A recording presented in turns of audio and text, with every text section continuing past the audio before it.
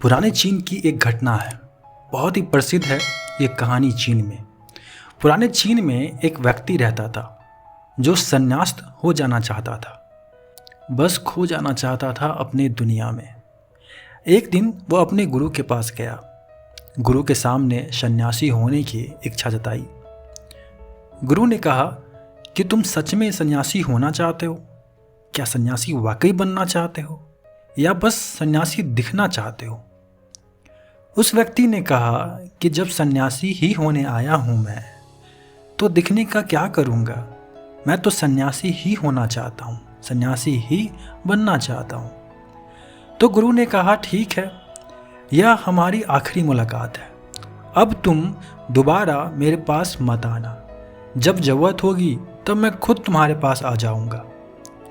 इस आश्रम में तकरीबन 500 सन्यासी हैं। उन 500 सन्यासियों के लिए तुम्हें चावल कूटने का काम करना है हर दिन। ऐसा कहा जाता है कि वह सन्यासी अगले 12 वर्षों तक चौखट के पीछे एक हल्के अंधेरे से कमरे में बस चावल ही कूटता रहा। 500 सन्यासी थे उस आश्रम में। वह सबके लिए चावल कूटता। सुबह में उठता, दिन भर चावल कूटता, रात को थक जाता तो सो जाता। 12 वर्ष बीत गए। वो फिर कभी दोबारा गुरु के पास नहीं गया। उसने भरोसा कर लिया था कि जब गुरु ने कह दिया है कि ज़रूरत पड़ने पर वे खुद आ जाएंगे, तो बात ही खत्म हो गई। शुरुआत में तो उसके मन में कई तरह के विचार चलते रहते थे, लेकिन जब पूरे दिन बस चावल ही कूटना है तो विचार करके क्या फ़ायदा? ये सोचकर वो धीरे धीरे उसके मन से विचार भी विदा होने लगे। वो बस सुबह उठने से लेकर रात सोने तक चावल ही कूटता रहता। जब गुरु ने कह दिया था कि तुझे चावल ही कूटना है, तो बस सारे प्रश्न खत्म। गुरु ने कहा है तो सही कहा होगा। 12 वर्षों तक चावल कूटते कूटते उसके मन में विचार आने ही बंद हो गए थे। मन एकदम शांत और खाली हो गया था। ना कोई विचार, ना कोई उलझन, ना कोई अड़चन। सीधा सा काम था, सुबह उठना है, चावल को कूटना है और रात को सो जाना है। पिछले 12 वर्षों से यही उनकी दिनचर्या बन चुकी थी। विचार मुक्त होकर वो बस अपना काम करता रहता था। 12 साल बीत जाने के बाद गुरु ने घोषणा की कि मेरे जाने का सही समय आ चुका है। जो भी व्यक्ति मेरा उत्तराधिकारी बनना चाहता हो, वो आज रात मेरे कमरे की दीवार के बाहर 4 पंक्तियां लिख जाए, जिसमें जीवन का सत्य उजागर हो, जिसमें उसका और उसके विचारों का सत्य उजागर होता हो, लेकिन ये विचार उसके खुद के होने चाहिए या उसका खुद का अनुभव होना चाहिए। यह घोषणा सुनकर सभी शिष्य डर गए, क्योंकि गुरु को धोखा देना आसान नहीं था। शास्त्र तो सभी शिष्यों ने पढ़ रखे थे, लेकिन उन सभी शिष्यों में से जो सबसे बड़ा विद्वान था, उसने साहस करके गुरु के कमरे की दीवार पे उस रात 4 पंक्तियां लिख दी। उसने लिखा कि मन एक दर्पण की तरह है, जिस पर धूल जम जाती है। धूल को साफ कर दो तो धर्म दिख जाता है। इस धूल को साफ कर दो तो सत्य दिखने लगता है। सुबह गुरु उठे और उसने देखा और वो चिल्लाए, यह किस मूर्ख ने मेरी दीवार को खराब कर दी है? उसे पकड़कर मेरे पास लाओ। पर विद्वान लिखकर रात में ही भाग गया था। वो डरा हुआ था, क्योंकि यह पंक्तियां उसकी नहीं थी। उसने एक बड़े शास्त्र से इस पंक्तियों को चोरी किया था। इसमें उनका खुद का अनुभव ना था। शब्द अच्छे तो थे, लेकिन उनमें प्राण नहीं थे। वो जाते समय अपने आश्रम के मित्र से कह गया था कि अगर सुबह गुरु कहे कि वाह क्या बात कही है, तो मुझे खबर कर देना। लेकिन अगर गुरु पढ़कर क्रोधित हो गए तो मेरा पता मत बताना। सारा आश्रम चिंतित हुआ कि इतनी सुंदर लाइन तो है, वचनों में क्या कमी है? इतना सुंदर वचन तो है, मन दर्पण की तरह ही तो होता है। जिसमें शब्दों की, विचारों की, अनुभवों की धूल जम जाती है। बस इतनी सी तो बात है, साफ कर दो तो फिर दर्पण तो सत्य का प्रतिबिंब बन जाता है।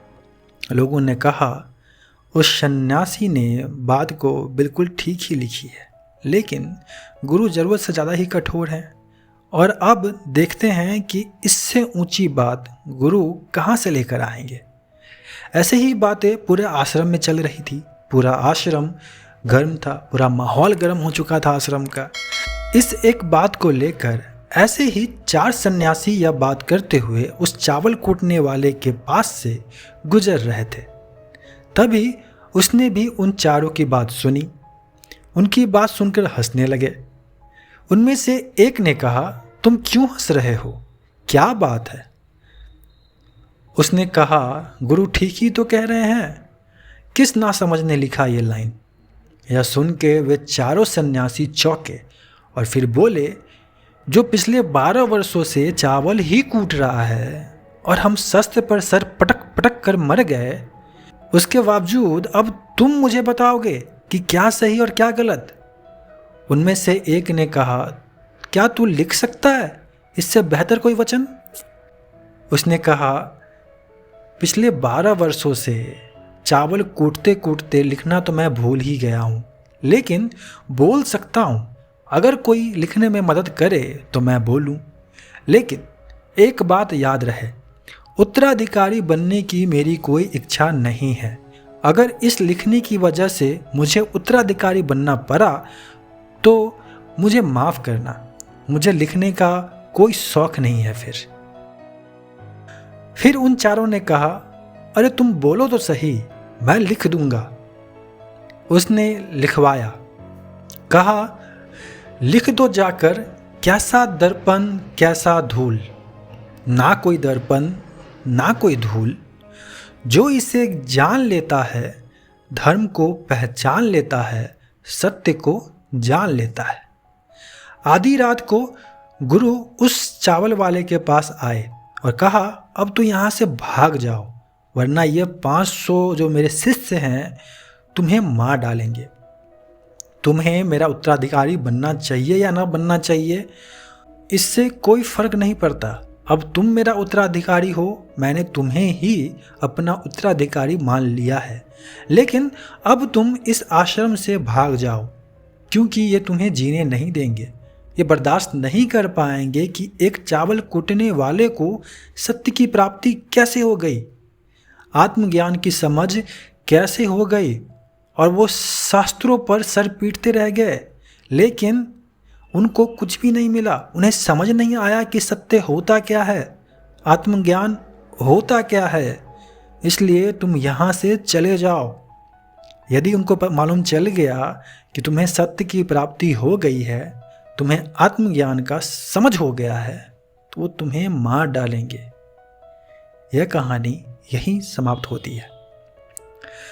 विचार शून्यता के संदर्भ में एक बार गौतम बुद्ध ने भी अपने एक शिष्य मौलिक पुत्र से कहा था कि जिस दिन तुम्हारे दिमाग में विचार उठने बंद हो जाएंगे, उस दिन तुम सत्य का अनुभव करोगे, तुम खुद को इस ब्रह्मांड को समझ पाओगे, और यही बुद्धत्व प्राप्ति का पहला कदम है।